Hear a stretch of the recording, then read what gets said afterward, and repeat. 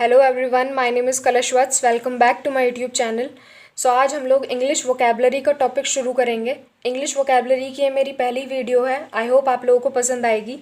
तो आज का टॉपिक है इंग्लिश वोकेबलरी में टाइप्स ऑफ फोबिया या भय के प्रकार। तो इसको शुरू करते हैं। पहला आता है थियोफोबिया। थियोफोबिया का मतलब क्या होता है? भगवान का भय या फिर फियर ऑफ रिलीजन और गॉड। ऐसे लोग जिन्हें किसी धर्म से या किसी रिलीजन से थोड़ा सा दिक्कत होती है, भय होता है, तो उनको क्या होता है? थियोफोबिया होता है। ठीक है। उसके बाद आता है हमारा यूरेनोफोबिया। यूरेनोफोबिया का मतलब क्या है? वो लोग जिनको स्वर्ग का भय है या फिर फियर ऑफ हेवन। ठीक है। उसके बाद आता है ज़ैंथोफोबिया। ज़ैंथोफोबिया का मतलब होता है पीले रंग से भय, फियर ऑफ येलो कलर। ठीक है। उसके बाद आता है ज़ेनोफोबिया। ज़ेनोफोबिया का मतलब क्या होता है? अपरिचित से भय, फियर ऑफ स्ट्रेंजर्स और फॉरेनर्स। इसको हम इस तरीके से समझ सकते हैं कि जैसे हमारे कुछ दोस्त होते हैं जो जब किसी अनजान इंसान से, अनजान लोगों से मिलते हैं तो उनका नेचर बहुत फ्रेंडली होता है, वो आसानी से मतलब घुल मिल जाते हैं आपस में। तो ये जो ज़ेनोफोबिया है ये उसका बिल्कुल अपोजिट है। वो लोग जिन्हें अनजान लोगों से थोड़ा सा डर लगता है, जो आसानी से किसी से बात नहीं करते इतना, तो उन्हें हम क्या कहते हैं कि उन्हें ज़ेनोफोबिया है। ठीक है। उसके बाद आता है इक्वेनोफोबिया। इक्वेनोफोबिया का मतलब क्या है? घोड़ों से भय या फिर फियर ऑफ हॉर्सेस। जैसे कि किसी इंसान को काफ़ी सुनते हैं कॉकरोच से डर लगता है या किसी और सांपों से डर लगता है, तो ऐसे ही कुछ लोग होते हैं जिन्हें घोड़ों से डर लगता है। ठीक है। तो उन्हें क्या होता है? इक्वेनोफोबिया होता है उन्हें। नेक्स्ट आता है बिब्लोफोबिया। बिब्लोफोबिया का मतलब क्या है? जिन्हें किताबों से डर लगता है, यानी कि फेयर ऑफ बुक्स। इसका अगर मैं आपको एक और चीज़ बताऊं तो बिब्लोमेनिया आपने सुना होगा। बिब्लोमेनिया में क्या होता है? जो कुछ लोग होते हैं जिन्हें किताबें बहुत पसंद होती हैं, किताबें इकट्ठी करने का बहुत शौक होता है, वो हमेशा चाहते हैं कि वे किताबों के ही आसपास रहें, किताबों से ही घिरे रहें। तो बिब्लोफोबिया इसका अपोजिट है, यानी कि वो लोग जिन्हें किताबों से डर लगता है। ठीक है। उसके बाद आता है टोकोफोबिया। टोकोफोबिया का मतलब क्या है? फियर ऑफ प्रेगनेंसी या फिर गर्भ धारण का भय। ठीक है। उसके बाद आता है एफीबीफोबिया, यानी कि जवान लोगों का भय या फिर फियर ऑफ यूथ। वो लोग जिन्हें यंग लोगों से थोड़ा सा डर लगता हो।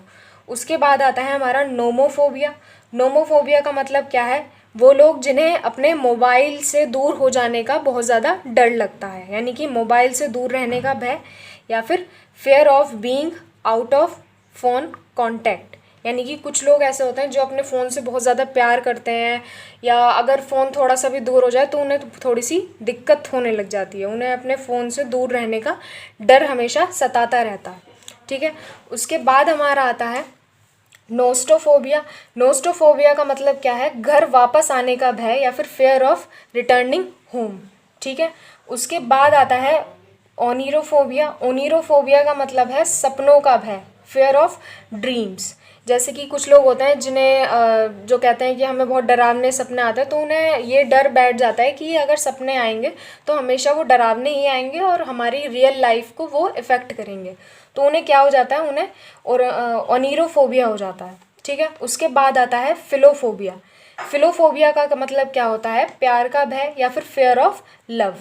उसके बाद आता है हमारा प्रोसोफोबिया। प्रोसोफोबिया का मतलब क्या होता है? विकास का भय या फिर फेयर ऑफ प्रोग्रेस। यानी कि वो लोग जिनकी सोच थोड़ी सी पुरानी हो जाती है तो उन्हें हमेशा डर लगता है, वो अपने ही कंफर्ट जोन में रहना पसंद करते हैं, उन्हें डेवलपमेंट या प्रोग्रेस पसंद नहीं होता। उन्हें डर लगता है कि अगर हम प्रोग्रेस की तरफ जाएंगे या डेवलपमेंट की ओर जाएंगे तो हमारा थोड़ा सा नुकसान हो जाएगा, तो उन्हें इस बात का डर लगता है। उसके बाद आता है हमारा स्पेक्ट्रोफोबिया। स्पेक्ट्रोफोबिया का मतलब होता है दर्पण का भय, फियर ऑफ मिरर्स। ठीक है। उसके बाद आता है साइड्रोड्रोमोफोबिया। साइड्रोड्रोमोफोबिया का मतलब क्या होता है? ट्रेन का भय। कुछ लोग होते हैं जिन्हें ट्रेनों से या फिर जो रेलवे लाइंस होती हैं उनसे थोड़ा सा डर लगता है, वे उसके आसपास अकेले नहीं जाते, यानी कि fare of trains and rail roads. उसके बाद आता है हमारा स्क्रिप्टोफोबिया। स्क्रिप्टोफोबिया का मतलब क्या है? सबके सामने लिखने का भय। ये अक्सर हम लोग स्कूल में देखा करते थे। हमारी क्लास में कुछ बच्चे होते थे, अगर टीचर उनको ये बोल दे कि आप बोर्ड पर आकर कोई क्वेश्चन सॉल्व करिए तो उनको बहुत डर लगता था, तो ये उसी से रिलेट हम कर सकते हैं, ठीक है। यानी कि उन लोगों को क्या होता था, स्प्रिक्टोफोबिया होता था, उन्हें थोड़ी सी झिझक होती थी पब्लिकली किसी के सामने कुछ लिखने की, ठीक है। उसके बाद आता है हमारा एवियोफोबिया। एवियोफोबिया का मतलब होता है उड़ने का भय, फियर ऑफ फ्लाइंग, ठीक है। उसके बाद आता है हमारा चीयरोफोबिया। चीयरोफोबिया का मतलब है प्रसन्नता का भय, यानी कि फियर ऑफ हैप्पीनेस। वो लोग उन्हें हमेशा डर लगता है कि मतलब कुछ रहे होते हैं बहुत चिड़चिड़े रहते हैं, खुश नहीं रहते, तो उन्हें ये डर सताता रहता है कि खुश रहेंगे तो नज़र लग जाएगी वगैरह वगैरह, ठीक है। उसके बाद होता है हमारा एनोक्लोफोबिया, यानी कि भीड़ का भय। कुछ लोग होते हैं जिन्हें जो भीड़ भाड़ वाली जगहों पर कम जाते हैं उन्हें डर लगता है, जब बहुत सारे लोग इकट्ठे हो जाते हैं तो उन्हें क्या होता है, उन्हें हम क्या कह सकते हैं कि उन्हें एनक्लोफोबिया है, ठीक है। उसके बाद आता है हमारा गैमोफोबिया। गैमोफोबिया का मतलब क्या है, वो लोग जिन्हें शादी का डर सताता रहता है, यानी कि जो शादी से बचते रहते हैं, शादी का भय है, फियर ऑफ मैरिज और कमिटमेंट, क्लियर। सो नेक्स्ट है ग्लासोफोबिया। ग्लासोफोबिया का मतलब क्या होता है, सबके सामने बोलने का भय या फिर fear of speaking in public. कुछ लोग होते हैं जो पब्लिकली नहीं बोल पाते, उन्हें पब्लिक में बोलने का या स्पीच देने का उन्हें डर लगता है, ठीक है, उससे उनको डर लगता है, तो उनको क्या होता है, ग्लासोफोबिया होता है। उसके बाद आता है हमारा हर्पेक्सोफोबिया। हर्पेक्सोफोबिया का मतलब क्या होता है, फियर ऑफ बीइंग रॉब्ड या फिर लुट जाने का भय, ठीक है। उसके बाद आता है हमारा क्लेप्टोफोबिया। क्लेप्टोफोबिया का मतलब होता है फियर ऑफ स्टीलिंग या फिर चोरी का भय। दोनों में डिफरेंस है, तो आप लोग इसको ध्यान रखना। क्लेप्टोफोबिया का मतलब है चोरी हो जाने का डर और हर्पेक्सोफोबिया का मतलब है लुट जाने का डर, ठीक है। उसके बाद आता है नेक्रोफोबिया। नेक्रोफोबिया का मतलब होता है फियर ऑफ डेथ या फिर मौत का भय। कुछ वो लोग जिनको मरने से बड़ा डर लगता है तो उनको क्या होता है, उनको नेक्रोफोबिया होता है। उसके बाद आता है हेलियोफोबिया।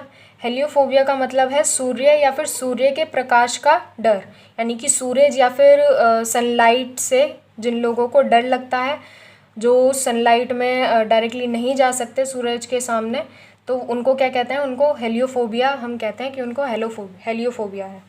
उसके बाद आता है ओस्मोफोबिया। ओस्मोफोबिया का मतलब है फियर ऑफ स्मेल या फिर सुगंध का भय, ठीक है। उसके बाद आता है हमारा नोसोकोमफोबिया।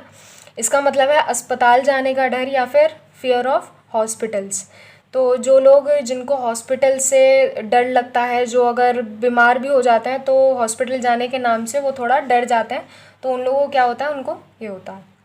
उसके बाद आता है हमारा इल्यूथ्रोफोबिया। इल्यूथ्रोफोबिया का मतलब है आज़ादी का डर या फिर फियर ऑफ फ्रीडम, ठीक है। उसके बाद आता है हमारा क्रीमेटोफोबिया। क्रीमेटोफोबिया का मतलब होता है फियर ऑफ मनी, धन का डर, ठीक है। उसके बाद आता है क्रोमोटोफोबिया। यहाँ पर ये क्रीमेटोफोबिया था, यहाँ पर क्रोमोटोफोबिया है। तो क्रोमोटोफोबिया का मतलब क्या होता है, जिनको रंगों से थोड़ा सा डर लगता है, फियर ऑफ कलर्स, ठीक है। जो थोड़े से डल कलर्स पसंद करते हैं, ब्राइट कलर्स, उनको ब्राइट कलर्स से उनको डर लगता है, तो उनको क्या होता है, क्रोमेटोफोबिया होता है, ठीक है। तो इस वीडियो में मैं आपको 30 टाइप्स ऑफ फोबियाज़ ही बता पाऊँगी, क्योंकि इस टॉपिक में बहुत सारे टाइप्स ऑफ फोबियाज़ हैं, तो बाकी के हम लोग नेक्स्ट वीडियो में कवर करेंगे। आई होप आप लोगों को यहाँ तक वीडियो पसंद आई होगी। अगर पसंद आई हो तो प्लीज़ लाइक कर देना, शेयर कर देना और चैनल को सब्सक्राइब कर देना guys. Thank you guys for watching.